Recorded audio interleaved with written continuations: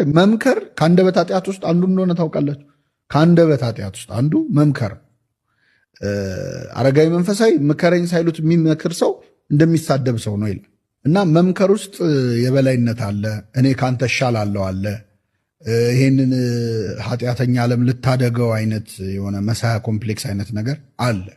የበላይነት ስሜት አለ። እሱ በጣም አደገኛ ነው።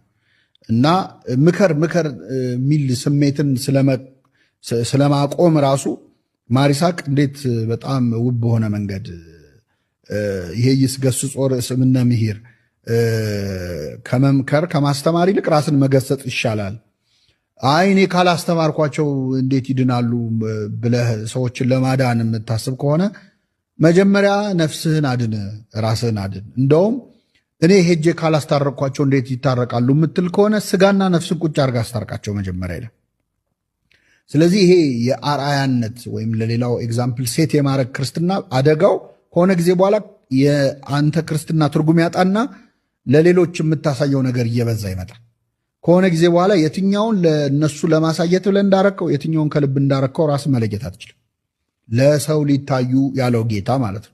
እውነት እላችኋለሁ ዋጋቸውን ተቀብለዋል በሚል እና